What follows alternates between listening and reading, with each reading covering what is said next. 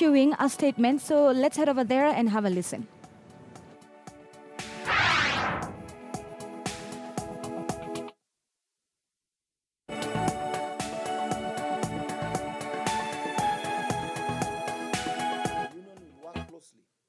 Family and the government to reach the bottom of the matter until justice is served. We demand the Inspector General of Police to inform the family, the nurses, friends, and the public how a psychiatric patient will be a licensed gun holder. How many more psychiatric patients are out there licensed as gun holders? We want to know the measure that has been put in place by the Inspector General of Police to ensure that those who are licensed to hold guns are not people who have mental instability. Otherwise, we are looking at a serious catastrophe where we have the Kenyan police licensing people who are mentally unstable to move around with loaded guns. If this thing is not checked and proper measures put in place, Kenya is treading on a very slippery ground in terms of security. We demand that the admitting physician, together with the security details that were on duty in that hospital on that day, and the hospital administration, to explain and take full responsibility on the death of this nurse, and they also explain how the hospital can allow a patient with loaded guns to be admitted in a psychiatric health facility. It is not singing down well with us that a hospital facility of that level can have a free-for-all admission policy where, as long as the patient has the money, you can be admitted even with an axe in your pocket, you can be admitted with a knife, you can be admitted with a panga, you can be admitted with a gun loaded, you can be admitted with a spear. This probably is not a hospital. This probably is a business that should not be run by people who call themselves health workers. At the same time, we want to call the national government. We are demanding that the government, together with stakeholders, including the union, we sit together and put down a comprehensive policy to be put in place to safeguard the interest in terms of security of our patients, healthcare providers, families, and relatives who happen to be either working in the hospitals or visiting patients or being patients yourself.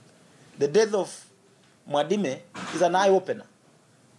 It's an eye-opener because it shows clearly that we do not have clear policy in terms of security for our patients, relatives, health workers, and family in our health facilities. So we want a proper, comprehensive security policy to be put in place by all stakeholders, this union included.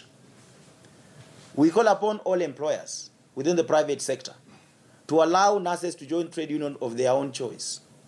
Because if they join this union is able to work together with those hospital administration to put in place proper security, including proper admission protocol. Because in admission protocol in a psychiatric hospital, we believe that psychiatric hospital should have armed police officers who are able to disarm any patient who could be having guns or who could be having any other sort of weapons. This call to allow nurses to join trade unions not only goes to private hospitals, but also faith-based hospitals.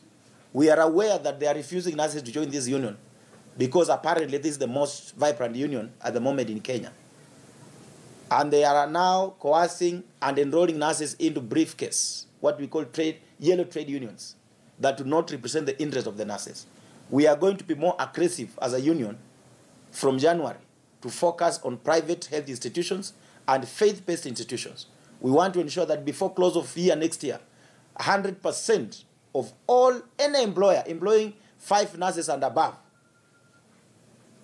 is joining the union, because the law requires 5 nurses.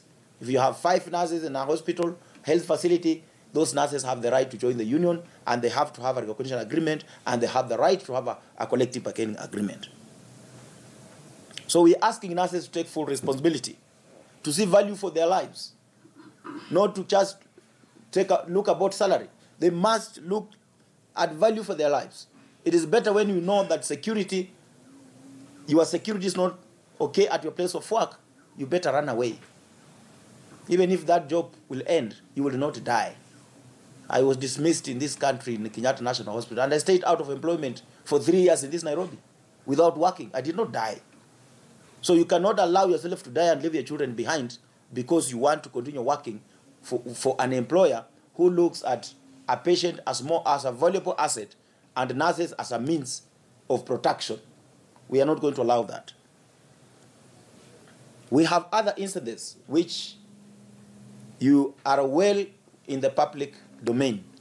We have an incident where in Makueni, you all knew of a patient, some criminals who went into a hospital, pumped 6 bullets in a patient on a hospital bed.